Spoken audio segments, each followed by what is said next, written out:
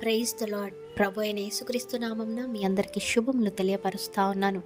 ఈ యొక్క వాగ్దానాలచే మీరు ఆదరింపబడినట్లయితే తప్పకుండా ఇతరులకు షేర్ చేయడానికి ప్రయత్నించండి.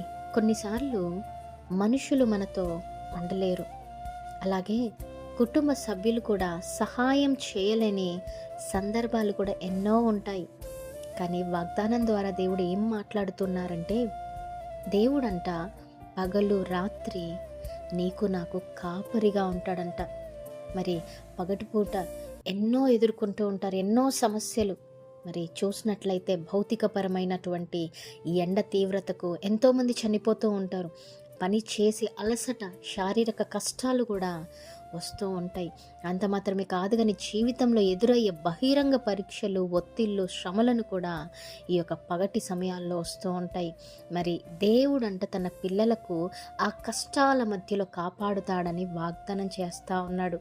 యెషయా 49:10 ప్రకారం ఎండగాని తాపము గాని వారిని బాధింపవు అనేసి లేఖనము సెలవిస్తూ ఉంది.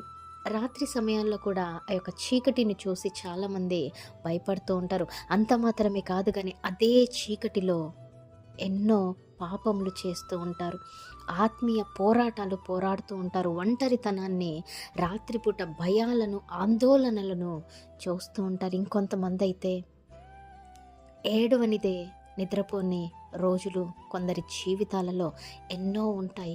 ఈ వీడియో చూస్తున్న మీలో ఎంతమంది ఈ యొక్క పరిస్థితులు గుండా వెళ్తున్నట్లయితే ఆందోళనలు, భయాలు, కష్టాలు, కన్నీళ్ళు ఏవైనప్పటికి కూడా దేవుడు మీతోనే మాట్లాడుతూ ఉన్నారు.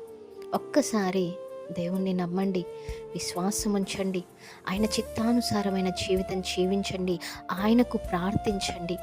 తప్పకుండా మీకు ఆయన కాపరి అయ్యి 24/7 365 డేస్ అంటే నీవు జీవించు సంవత్సరములన్నీ కూడా దేవుడు తప్పకుండా నిన్ను కాచి కాపాడి రక్షిస్తాడనేసి నమ్మండి, విశ్వాసం ఉంచండి. మీ అందరి జీవితాలలో ఈ వాగ్దానము దేవుడు నెరవేర్చునుగాక. Amen. Praise the lord. Have a great day.